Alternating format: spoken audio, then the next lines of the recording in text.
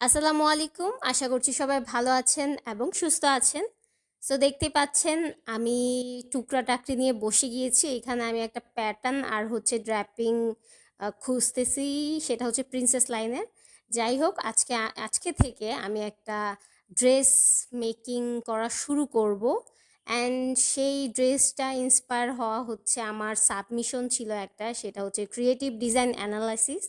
সেখান থেকে ইন্সপায়ার হওয়া। আমার থিম ছিল মাছের রাজা ইলিশ। সেখান থেকেই ইন্সপায়ার হয়ে আমি একটা ড্রেস মেক করতেছি আমার জন্য। এই ড্রেসটা মেক করতে আমার অনেক প্যারা খাইতে হইছে অ্যান্ড অনেক টাইম লাগছে। আহ, এই ড্রেস রেডি হইতে হইতে আমার নতুন সেমিস্টারও শুরু হয়ে গিয়েছিল। এর জন্য আমি ভিডিওটা অনেক মাস পরে আপলোড করছি, যার জন্য সরি। যে ফেব্রিকটা দেখতে পাচ্ছেন আমি ধুয়ে নিয়েছি হালকা লবণ পানি দিয়ে। সেই ফেব্রিকের কিছু অংশ আমার সাবমিশনের অ্যাডভান্স প্যাটার্ন সাবমিশনের থেকে বেঁচে গিয়েছিল, যার জন্য আমি আরেকটু কয়েক গজ ফেব্রিক এনে এই কাজটা করতেছি। মেন হচ্ছে ফেব্রিক বেঁচে গিয়েছিল বলে এই এত প্রসেসের কাহিনীটা আমি করতেছি। এখানে আমি প্রিন্সেস লাইনের টর্সো যেটাকে বলতে পারেন, টর্সোতে তো ডাট থাকে, এখানে ডাট নেই, এখানে প্রিন্সেস লাইন আছে। সো ওই প্যাটার্ন বা ওই ড্র্যাপিংটা দিয়েই আমি কাজ করতেছি আমার মাপে। অনেকেরই একটা প্রশ্ন যে প্যাটার্ন কেন লাগবে, আমরা টেইলরের মতো ফেব্রিকেই মেজারমেন্ট বসিয়ে কেন কাটিং করি না? একটা গার্মেন্ট অথবা ড্রেস বানানোর আগে অনেক ধরনের প্রসেস থাকতে পারে, যেমন প্যাটার্ন, ড্র্যাপিং, দেন হচ্ছে গ্রেডিং। অনেক প্রসেস থাকতে হয় অ্যাজ আ ফ্যাশন ডিজাইনার হতে গেলে বা ফ্যাশন ডিজাইনারের ক্ষেত্রে। টেইলর যারা করে তারা অনেক প্রো হয়ে থাকে, সো তারা ক্যাচকুচ করে সব কিছু মেজারমেন্ট দিয়ে ফেব্রিকেই কাটিং করে ফেলতে পারে। বাট আমাদের ডিজাইনারের ক্ষেত্রে আমাদের একদম প্রথম থেকে শুরু করতে হয়।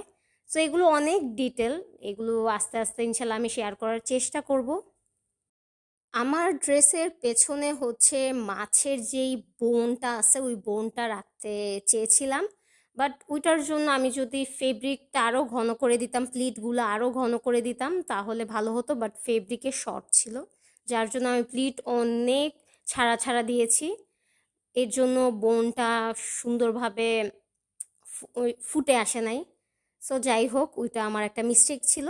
সো আমি এখন যতই কাজ করি না কেন এগুলো সবই এক্সপেরিমেন্টালি কাজ হবে। সো এখান থেকেই ভুল হবে, এখান থেকেই আমি শিখবো, এখান থেকে পরবর্তী গার্মেন্টে আমি ঠিক করতে পারবো। সো আপনি যদি স্টুডেন্ট অবস্থায় থাকেন, কিছু ভুল হবেই, অনেক ভুল হবে, কিছু না অনেক ভুল হবে। ওইখান থেকেই আপনার শিখতে হবে, নেক্সট টাইম যেন এরকম ভুল না হয় আর কি। তো আমি ফার্স্টে নেকে ফিউজিং লাগাইছি, দেন হচ্ছে ব্যাকের কাজটা করেছি, তারপর প্রিন্সেস লাইন অ্যাড করে দিয়েছি। সো প্রায় দেখতেই পাচ্ছেন আমার রুমের অবস্থা। তো এখানে প্রায় 11:30 বেজে গিয়েছে। আমি হচ্ছে কাজ করতেছি, বাট আগাচ্ছিল না। বডিস প্রায় হয়ে গিয়েছে, বাট এখন আমি স্লিভের কাজ ধরবো। আমি তখনও ভাবি নাই যে স্লিভটা আমি এত আম, কঠিনভাবে করব। স্লিভে আমি একটা টেক্সচার রাখতে চাইছি, সেটা হচ্ছে মাছের যে জাল, সেই জালের একটা টেক্সচার আনার জন্য অনেক ব্রেনস্টর্মিং করতে হয়েছে। সো ভাবতে ফাইনালি আমি হচ্ছে আমার মাথায় আসে যে লুপ করা। আমাদের টেলররা অনেক লুপ বানায়। সো আমি একবার দেখতেছিলাম আমার টেলর বানাইতেছিল, ওইখান থেকে আমার আহ, একটা আইডিয়া আসছে যে আমি এরকম লুপ বানিয়ে ইজি ওয়েতে লুপ বানিয়ে আমি জালের যে টেক্সচার বা জাল জাল যেটা থাকে এটা আমি স্লিভে লাগাইতে পারবো নিচে বেস ফেব্রিক দিয়ে। সো বলতে গেলে ফার্স্ট টাইম লুপ কিভাবে বানাইতে হয় আমি এখান থেকে জানতে পারছি, শিখতে পারছি। সো থ্যাঙ্কস আমার টেলরকে আমাকে শেখানোর জন্য। সো অনেক লুপ লাগছিল, বলতে গেলে আমার অর্ধেক দিন এই লুপের পিছনেই চলে গেছে।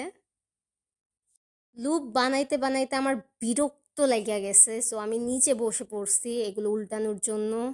খুবই খুবই খুবই কষ্টের কাজ।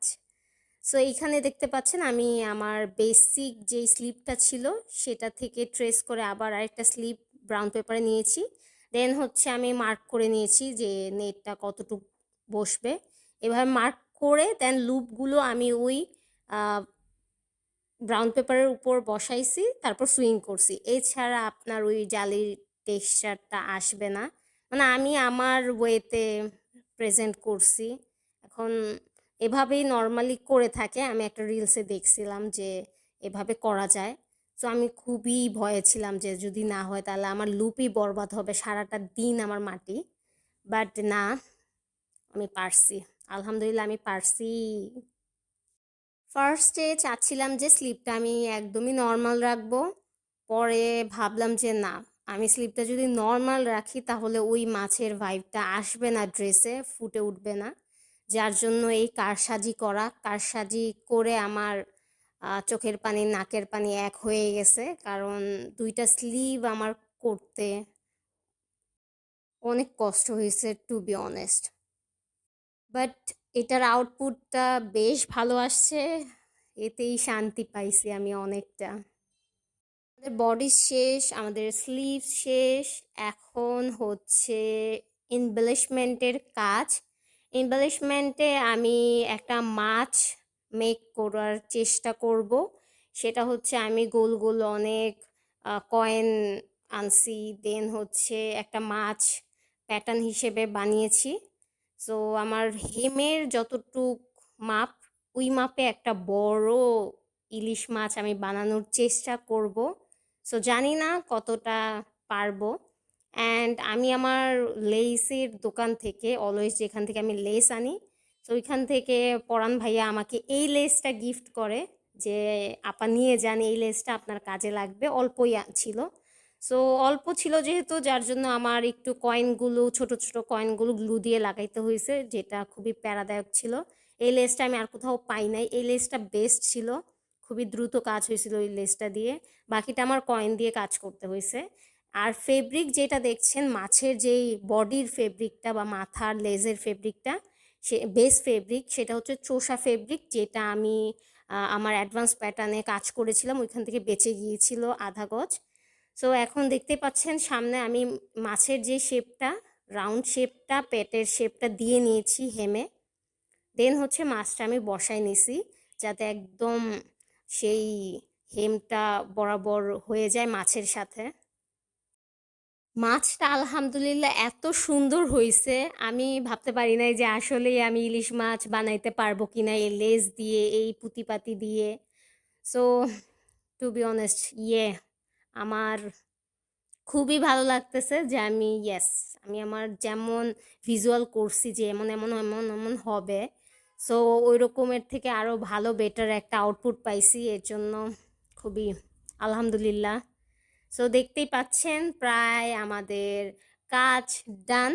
এখন হচ্ছে একটু কম কম লাগতেছে, এর জন্য আমার যে কয়েনগুলো ছিল সিলভার কালারের ছোট ছোট, ওগুলো আমি হচ্ছে আমার যেই জালি বানাইছি হাতায়, ওইটার যে ক্রস পয়েন্টগুলো আছে ওই ক্রস পয়েন্টে সবগুলোতে একটা একটা করে আমি গ্লু দিয়ে বসাই দিব। এতে কি হবে, দূর থেকে যখন দেখা যাবে আমার হাতাটা একটু চিকচিক করবে, চিলিক মারবে। সো আশা করি বুঝতে পারছেন। ভিডিওটা অনেক লং ছিল, অনেক লং। আমি চেষ্টা করছি খুবই শর্টকাট 10 মিনিটের মধ্যে বানানোর। ভিডিও যখন আমি একসাথে জড়ো করি তখন প্রায় 50 মিনিটের ভিডিও হয়ে গেছিল। সো এত বড় ভিডিও কেউ দেখবে না এত লং প্রসেসের। সো বুঝতেই পারতেছেন যে আমার কেমন টাইম লেগেছে। আর এই ড্রেসটা মেক করার পেছনের আরেকটা রিজন হচ্ছে, যেহেতু আমি রিসার্চ বুকে এই থিম নিয়ে কাজ করছি ক্রিয়েটিভে, আমার ইচ্ছা আছে যে আমার 2 সেমিস্টার পরে হচ্ছে আবার কালেকশন আছে, যার জন্য আমার ইচ্ছা যে আমি কালেকশনেও আমার সেম রিসার্চ বুকের থিম নিয়ে কাজ করতে পারি। সো জানি না, দেখা যাক, কোর্স আগে আসুক।